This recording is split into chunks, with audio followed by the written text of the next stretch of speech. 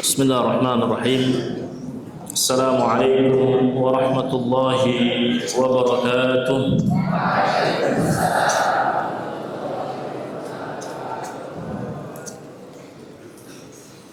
الحمد لله الذي أرسل رسوله بالهدى ودين الحق ليظهره على الدين كله وكفى بالله شهيدا. أشهد أن لا إله إلا الله وحده لا شريك له وأشهد أن محمدا عبده ورسوله وصفيه وخليله صلوات الله عليه وعلى آله وصحبه وسلم تسليما كثيرا. أما بعد، إخواني وأخواتي في الله، أعزني وأعزكم الله جميعا.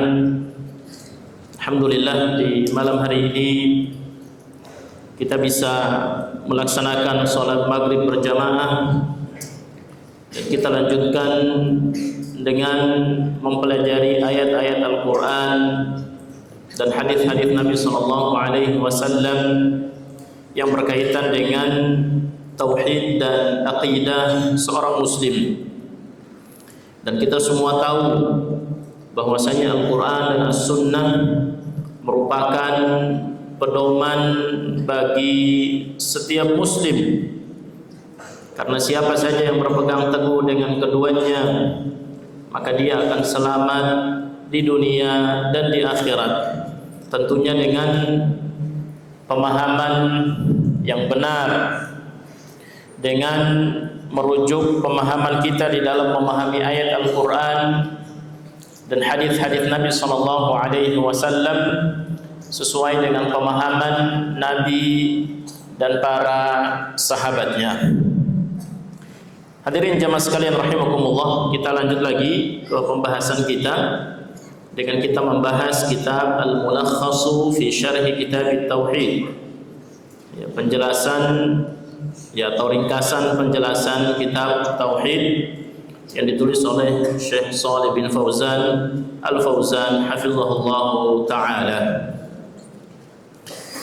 Ikhwani wa akhwati fillah, kita masih di bab tentang riya, yaitu an yuqsada an yara an-nasu annahu ya'malu 'amalan 'ala sifatin wa huwa yudhmiru fi qalbihi sifatan ukhra. Yang dimaksud dengan riya adalah seseorang yang melakukan amalan yang dilihat manusia, dia melakukan amalan tersebut lillah, tapi dia menyembunyikan di dalam hatinya dia melakukan amalan untuk selain Allah Subhanahu wa ta'ala. Dan kita sudah bahas di pertemuan sebelumnya bahwa riya ini termasuk sifatnya siapa? Nah, sifatnya orang-orang munafik. Ya, riya ini sifatnya orang-orang munafik.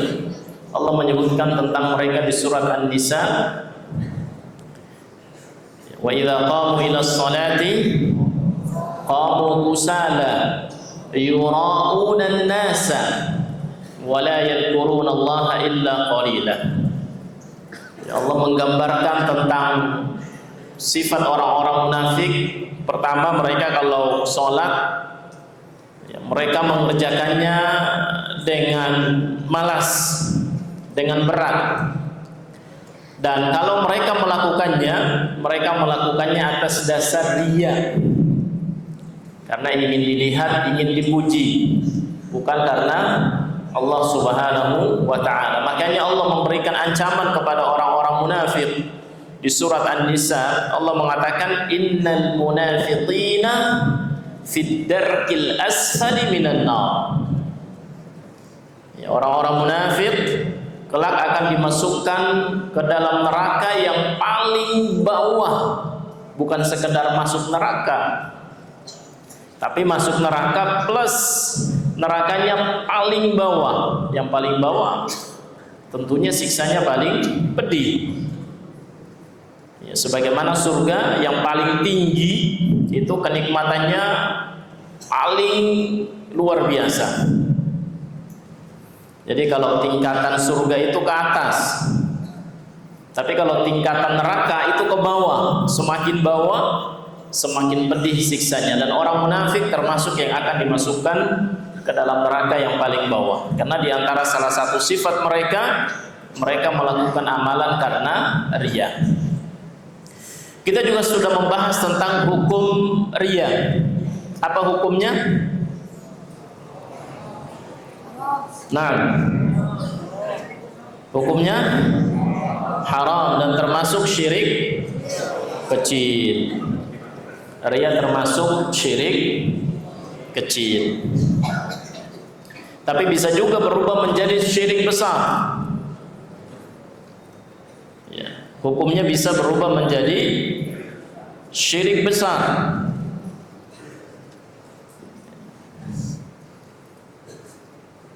Dan kita tahu syirik kecil itu tidak mengeluarkan seseorang dari agama, tidak menghapus semua amalan dan tidak menyebabkan seseorang kekal di neraka. Beda halnya dengan syirik besar.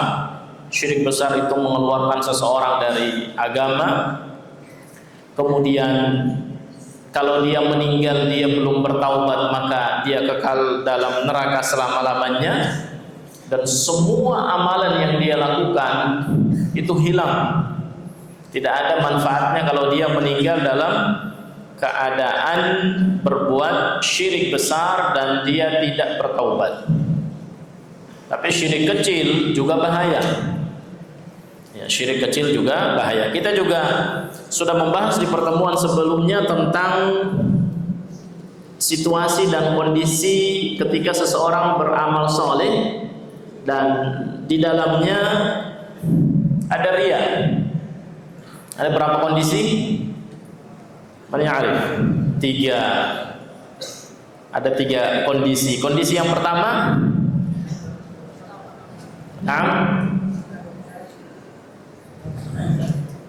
kondisi pertama kalau dari awal sebab dia melakukan amalan adalah riya, maka jelas amalannya tertolak, tidak diterima oleh Allah. Kondisi kedua, kalau dia beramal awalnya ikhlas tapi di tengah-tengah masuk riya, maka ini juga ada beberapa kondisi. Yang ketiga, dia melakukan amalan setelah selesai baru dia riya, maka ini tidak memudaratkan amalannya, tidak memudaratkan amalannya, kecuali orang yang bersedekah kemudian dia menyebut-nyebut sedekahnya, mengungkit-ungkit sedekahnya dan menyakiti orang yang telah dia berikan sedekah. Nah, kondisi yang kedua, ketika seseorang melakukan amal soleh kemudian di tengah-tengahnya ada riya, maka dilihat lagi apakah amalan itu satu kesatuan ataukah antara yang awal dan akhir itu dua amalan yang berbeda. Contohnya seseorang yang punya uang 10 juta, dia dari awal berniat 10 juta ini saya sumbangkan semuanya di jalan Allah. Hari pertama dia nyumbang 5 juta. Hari pertama ikhlas lillahi ta'ala. Hari kedua, karena dia tahu setiap yang nyumbang nanti dapat sertifikat ucapan terima kasih dari panitia, misalnya panitia pembangunan masjid, kemudian namanya nanti dipublish di Instagram masjid atau media sosial mereka, bahkan nama-nama semua donatur ditempel di papan informasi, dan tujuan dia itu supaya dapat sertifikat penghargaan atau terima kasih, kemudian namanya ada di media sosial yang menyumbang 5 juta. Maka sumbangan dia di hari pertama, sedekah dia di hari pertama 5 juta itu diterima oleh Allah. Sementara yang kedua, karena niat utamanya adalah mencari pujian dan sanjungan dari manusia, maka yang kedua ini tidak diterima. Beda halnya dia menampakkan sedekahnya tapi dia ikhlas. Dia awalnya tidak peduli mau dipublikasikan namanya atau tidak, mau ditempel namanya di papan informasi atau tidak, dia nggak peduli. Yang penting dia bantu pembangunan masjid lillahi ta'ala. Maka kemudian namanya dipublikasikan sebagai yang menyumbang ke masjid tersebut, ini nggak ada masalah.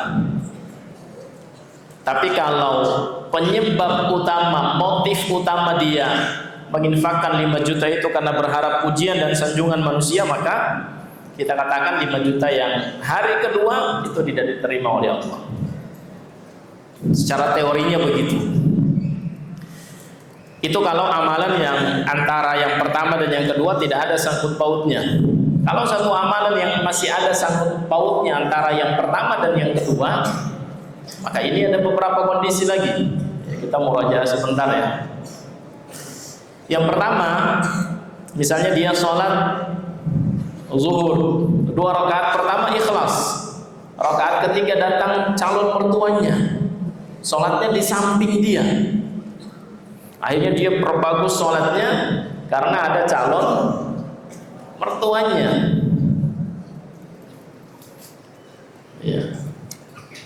Kalau dia berusaha untuk menolak semua bisikan di dalam hatinya, wah ini ada calon mertua kamu nih, kamu perbagus sholat kamu. Dia berusaha untuk menolak itu sekeras mungkin, maka kita katakan sholatnya sah.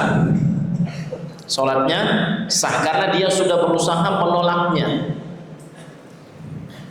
Tapi kalau tadi kondisi seperti tadi, kemudian dia tidak berusaha untuk menolaknya di dalam hati, bahkan dia menikmati, berusaha untuk memperbaiki gerakannya, berusaha seakan-akan dilihat paling khusyuk, dan dia nyaman dengan kondisi itu, berharap nanti ada ujian, sanjungan, atau minimal ketika dia melamar tidak ditolak oleh calon mertuanya. Maka kita katakan ya amalan sholat dia tidak sah karena di dalamnya ada riya. Dia tidak berusaha menolaknya. Beda halnya dengan kondisi pertama tadi.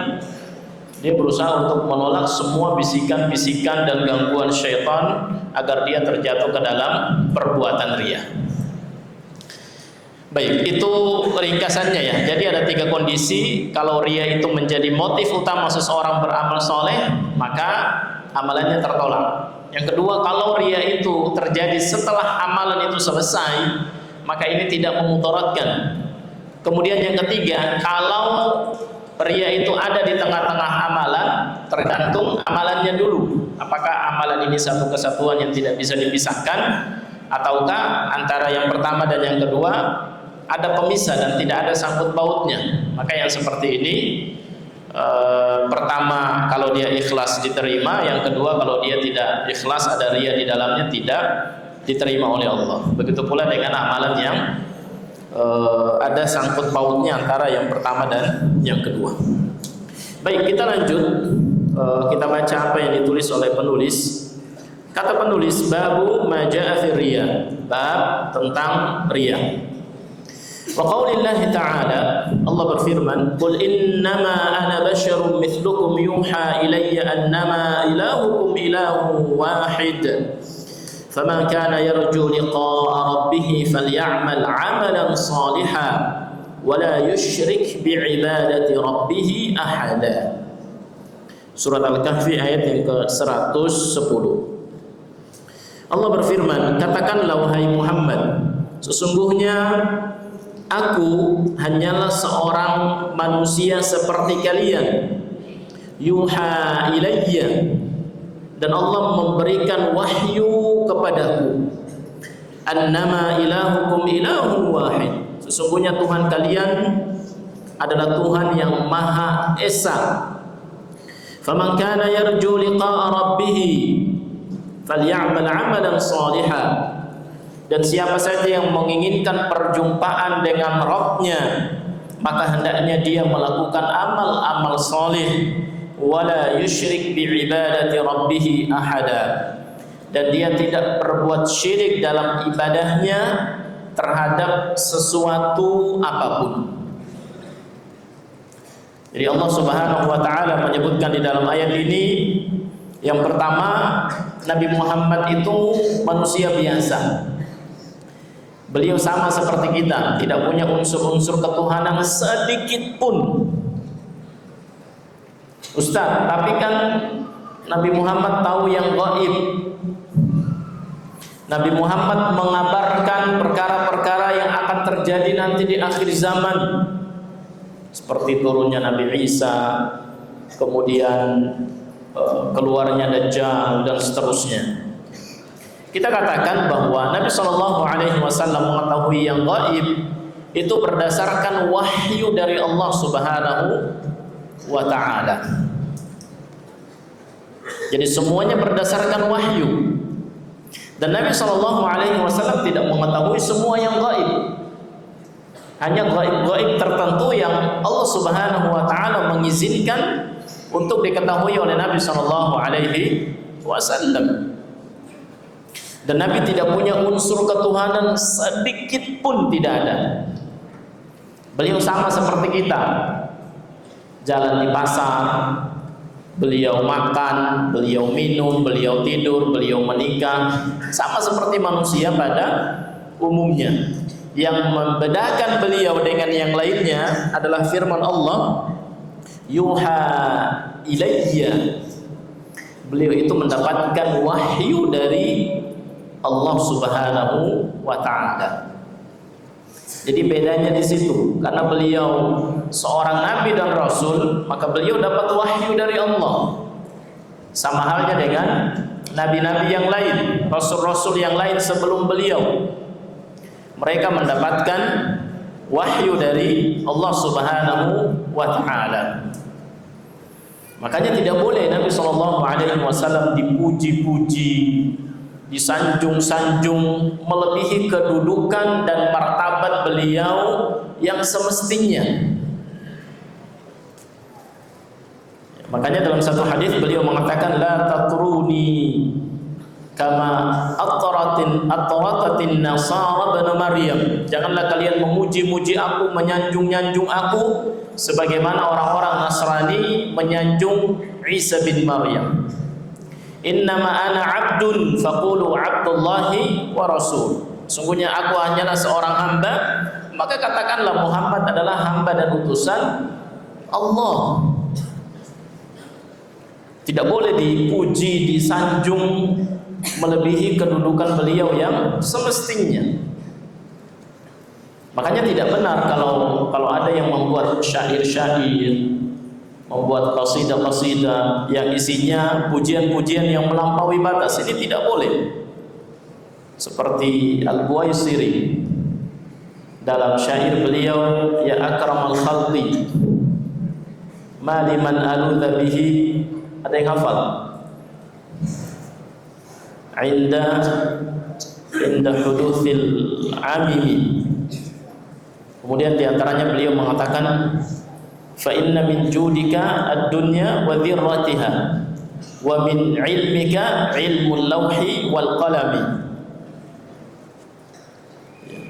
Wahai manusia yang paling sempurna, ya akramal khalqi, manusia yang paling mulia, kepada siapakah aku akan kembali di hari kiamat nanti ketika kondisi manusia dalam keadaan susah? Ya, ini tidak boleh. Ya, tidak boleh bersandar kepada Nabi Shallallahu Alaihi Wasallam. Walaupun beliau diberikan keutamaan dengan syafaat, tapi syafaat itu setelah ada izin dari Allah Subhanahu wa Ta'ala. Kemudian Buaisir juga mengatakan, karena engkaulah Allah menciptakan bumi atau dunia dan akhirat, surga dan neraka, itu karena Muhammad. Ini tidak benar. Allah menciptakan manusia untuk apa? Untuk beribadah, bukan untuk Muhammad. Ini tidak benar. Bahkan Nabi Muhammad sendiri diciptakan untuk beribadah kepada Allah. Ya, untuk beribadah kepada Allah. Kemudian Buaisir juga mengatakan, fa inna min ilmika ilmu lauhi wal qalami, di antara ilmumu adalah ilmu tentang lauhil mahfuz dan tentang pena yang menulis takdir. Ini juga tidak benar. Rasulullah tidak tahu apa yang ada di lauhil mahfuz kecuali yang memang Allah kabarkan kepada beliau. Makanya ketika Nabi ditanya tentang kapan terjadinya hari kiamat dalam hadis Jibril, wa akhbirni 'anis sa'ah, Nabi mengatakan mal mas'ulu anhu bi'a'lami minas sa'il, yang ditanya tidak lebih tahu daripada yang bertanya. Nabi tidak tahu kapan kiamat terjadi. Jadi tidak boleh kita memuji, menyanjung Nabi SAW melebihi batas yang telah ditentukan oleh Allah Subhanahu wa ta'ala, dan beliau tidak punya unsur-unsur ketuhanan sedikit pun.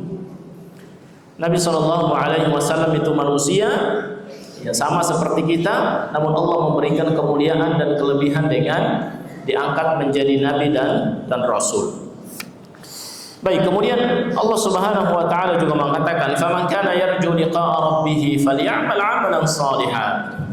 Siapa saja yang menginginkan berjumpa dengan Rabb-Nya kelak pada hari kiamat, maka hendaknya dia beramal dengan amalan-amalan yang saleh. Melakukan amal-amal saleh. Di dunia benar tidak ada yang melihat Allah, tapi nanti di akhirat Allah Subhanahu wa taala dapat dilihat. Bahkan di mahsyar, di padang mahsyar, Allah Subhanahu wa taala akan mengadili semua manusia satu persatu. Allah yang langsung jadi hakim. Ya, satu-satu akan dipanggil oleh Allah dan mempertanggungjawabkan semua yang dia lakukan di dunia. Di surga juga sama, orang-orang yang beriman akan melihat wajah Allah. Allah Subhanahu wa taala mengatakan di surat Al-Qiyamah, wujuhu yawma idzin nadhirah ila rabbiha nadhirah. Pada hari itu wajah orang-orang mukmin berseri-seri. Mereka melihat wajah Rabb mereka. Nabi SAW juga mengabarkan dalam hadis, innakum satarawna rabbakum yaumal qiyamah. Kelak kalian akan melihat wajah Rabb kalian sebagaimana kalian melihat bulan purnama. La tazahamun, kalian tidak akan berdesak-desakan. Dan kita akan bertemu dengan Allah. Dan ada dua pertemuan, ada am dan ada khas. Yang am, yang umum ini semua manusia, yang muslim, yang kafir, yang nyembah matahari, semuanya nanti akan bertemu dengan Allah dan akan mempertanggungjawabkan semua perbuatannya di dunia. Ada al-liqa al-khas, ada pertemuan khusus, yaitu pertemuan yang khusus untuk orang-orang yang beriman, orang-orang mukmin. Dan kita akan melihat Allah Subhanahu wa taala kelak di hari kiamat. Di dunia tidak ada. Di dunia tidak ada. Makanya Nabi SAW ketika ditanya, hal ra'aita rabbak, ya wahai Rasulullah, apakah engkau melihat Rabbmu? Nabi SAW mengatakan tidak. Aku dihalangi dengan cahaya, wa hijabuhun nur. Aku dihalangi oleh cahaya dan aku tidak melihat Allah. Nabi Musa itu pernah beberapa kali ingin melihat Allah, bahkan meminta untuk melihat Allah, sebagaimana yang Allah ceritakan di surat Al-A'raf. Tapi Allah Subhanahu wa taala ketika ingin menampakkan dirinya, ada bukit yang dekat dengan Nabi Musa hancur berkeping-keping dan Musa pun jatuh pingsan. Fakharra Musa sa'iqa. Ya, Musa jatuh pingsan. Tapi Musa berbicara secara langsung dengan Allah. Tapi Nabi Musa tidak melihat Allah. Yang melihat Allah siapa? Nabi Adam. Nabi Adam melihat Allah enggak? Nabi Adam melihat Allah karena Allah yang menciptakan Nabi Adam dengan kedua tangannya. Bahkan ada dialog secara langsung antara Nabi Adam dengan Allah. Dan Allah memerintahkan malaikat untuk bersujud kepada Adam sebagai bentuk penghormatan. Benar begitu enggak? Kalau salah, Ustaz Furqan minta tolong diluruskan. Nah, tapi selain Adam, ya tidak ada yang melihat Allah. Bahkan Nabi Muhammad juga tidak melihat Allah Subhanahu wa Ta'ala di dunia. Tapi nanti di akhirat kita bisa melihat wajah Allah Subhanahu wa Ta'ala. Allah juga mengatakan lilladzina ahsanul husna wa ziyadah. Bagi orang-orang yang melakukan amal soleh, melakukan kebaikan, akan dibalas dengan kebaikan wa ziyadah, dan tambahan. Nabi SAW mengatakan tambahan di sini adalah ru'yatullah, melihat Allah atau melihat wajah Allah Subhanahu wa Ta'ala. Jadi di dunia tidak, tapi nanti di akhirat kita akan melihat wajah Allah. Dan kenikmatan surga yang paling tinggi, mengalahkan semua kenikmatan yang lain, adalah melihat wajah Allah Subhanahu wa Ta'ala. Dan ini akidahnya Ahlussunnah wal Jamaah. Akidah Ahlussunnah wal Jamaah adalah setiap muslim yang beriman nanti di surga mereka akan melihat wajah Allah Subhanahu wa Ta'ala.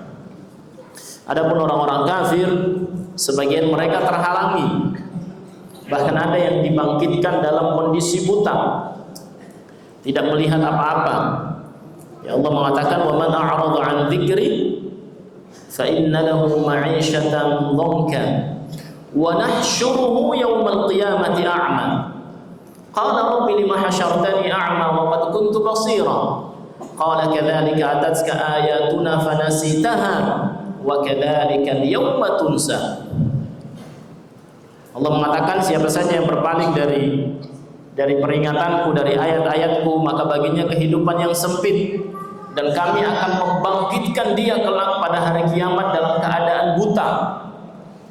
Di dunia dia bisa melihat, tapi di akhirat dibangkitkan dalam kondisi buta. Dia kemudian protes, dia mengatakan, qala rabbi lima hasyartani a'ma wa qad kuntu basira. Wahai Rabbku, kenapa engkau membangkitkan aku dalam keadaan buta, padahal dulu di dunia aku bisa melihat.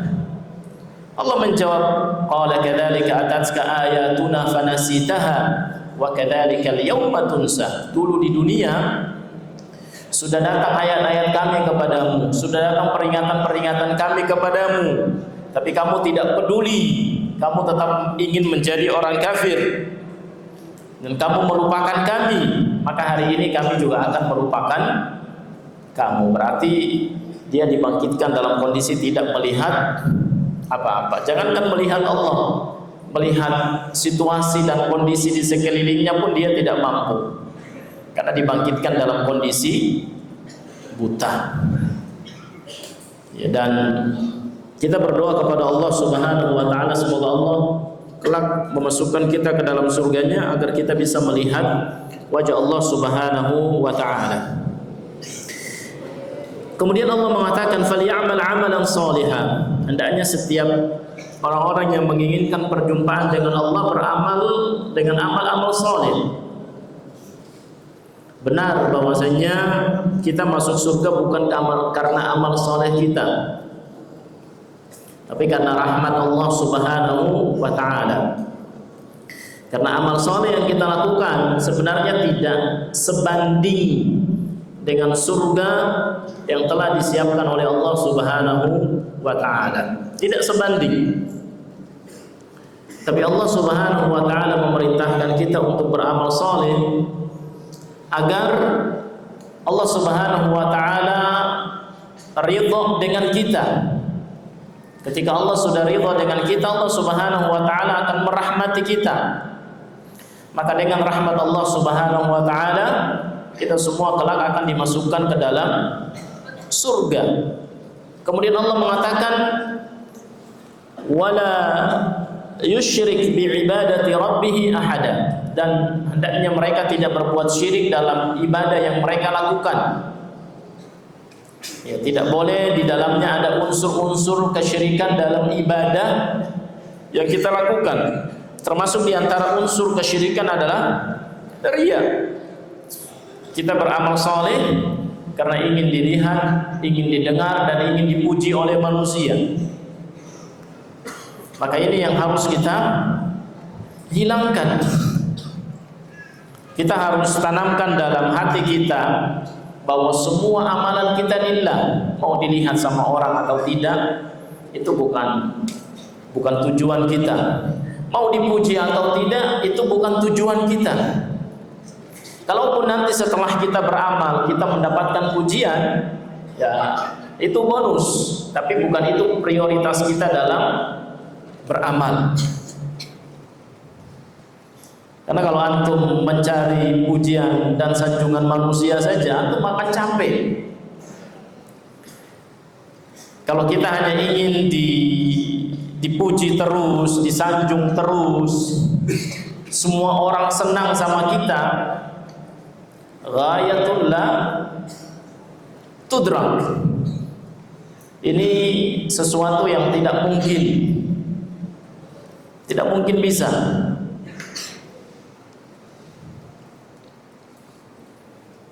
Ya, karena ada kondisi-kondisi di mana kita melakukan kekeliruan, kekhilafan, kesalahan, dan itu hal yang wajar. Makanya jangan menjadikan pujian, sanjungan, dan manusia sebagai tujuan dalam beramal soleh. Karena orang yang ikhlas dalam ibadah itu mau dilihat orang atau tidak, mau dipuji atau tidak, itu dia tidak peduli. Dia akan tetap istiqomah, dia akan tetap konsisten dalam beramal soleh. Mau dilihat atau tidak, dipuji atau tidak, dia tidak peduli. Dan Nabi SAW menyebutkan bahwa sholat yang paling utama setelah sholat wajib, sholat 5 waktu adalah sholat di tengah malam. Ya, kenapa? Karena di saat itu manusia sedang terlelap tidur. Enggak mungkin orang bangun tahajud kemudian berharap pujian dan sanjungan manusia. Biasanya sih enggak. Kecuali kalau tadi ya, dia bikin status, alhamdulillah malam ini bisa bangun jam 3, bisa sholat tahajud 8 rakaat, kemudian witir 3 rakaat plus tilawah 1 juz, dan tidak tidur lagi sampai subuh. Nah, kalau itu lain lagi ceritanya. Tapi pada umumnya yang gak buat status sholat malam itu biasanya orang-orang yang tidak berharap pujian dan sanjungan dari manusia. Dia bangun karena lillahi ta'ala. Karena dalam kondisi itu siapa yang lihat dia? Siapa yang tahu dia beribadah? Gak ada. Semua manusia terlelap tidur. Makanya kita usahakan supaya amalan-amalan yang kita lakukan itu kita niatkan lillahi ta'ala. Karena orang yang amalannya karena ingin dilihat dan dipuji, ya kalau ada pujian dia semangat. Kalau dilihat dia semangat, tapi kalau nggak dilihat nggak semangat. Ini indikasi saja, bukan sebagai tolak ukur. Adapun orang yang ikhlas, mau dilihat atau tidak, mau dipuji atau tidak, dia tetap semangat beramal soleh. Karena tujuan dia bukan pujian dan sanjungan manusia, tapi tujuan dia adalah ridha Allah Subhanahu wa ta'ala dan surganya. Itu yang dia harapkan. Makanya di ayat ini, di surat Al-Kahfi ayat 110, Allah Subhanahu wa ta'ala memerintahkan kita beramal soleh, dan Allah melarang kita dari perbuatan syirik dalam amal soleh tersebut. Tidak boleh dicampur adukan amal soleh dengan kesyirikan. Ya, karena ada amal-amal soleh yang di dalamnya justru ada kesyirikan, yaitu perbuatan riya. Dia beramal soleh tapi ingin pujian, ingin sanjungan. Maka kalau itu yang dia cari, kalau itu yang dia harapkan, maka bisa jadi dia terjatuh ke dalam perbuatan riya. Wallahu a'lam bishawab. Ini satu yang dapat kita bahas dan sudah masuk waktu Isya, kita break untuk azan dulu. Nanti kita lanjut lagi setelah azan Isya.